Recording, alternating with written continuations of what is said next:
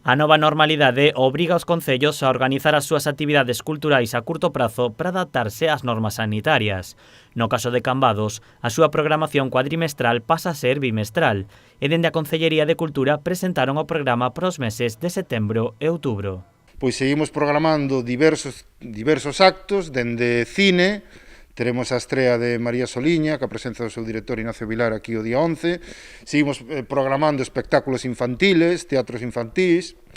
Seguimos a programar tamén concertos musicais. A maioría dos espectáculos celébranse no Pazo Torrado. Segundo o Concello, a localización máis segura para controlar o cumprimento das medidas sanitarias.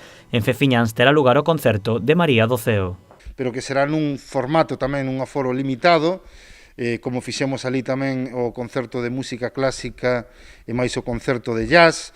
A ver, entendemos que no caso de Feciñáns ese tipo de concertos sí se poden desenvolver ben ali. Ademais, vai servir o concerto de María do Ceo para clausurar a exposición de Francisco Pazos, que, dada tamén a boa acollida que está a ter, decidimos prolongala ata o día 20 de setembro. Non? Outra das exposicións destacadas será de Francisco Leiro no Pazo de Torrado, pero a gran novidade son as primeiras xornadas de cultura marítima de Cambados. Organizadas pola Asociación Cultural Deportiva de Vela Tradicional de Cambados e donde colabora dende logo, con todas as ganas do mundo o Concello, porque é a primeira vez que se celebran estas xornadas, vanse celebrar en Cambados e esperamos que se podan seguir celebrando nos vindeiros anos, non? Todos os espectáculos teñen límite de ocupación, pero só é necesario facer reserva previa nas obras de teatro. No teatro sí, porque tamén o teatro de adultos que se fai en outubro témolo que facer, pola escenografía en sí témolo que facer no auditorio, e iso sí que terá que facerse con reserva previa, non?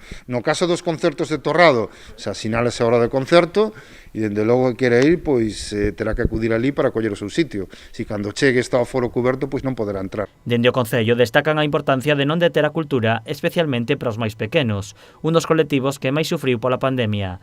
Aseguran que mentres as medidas o permitan, Cambados continuará coas actividades culturais.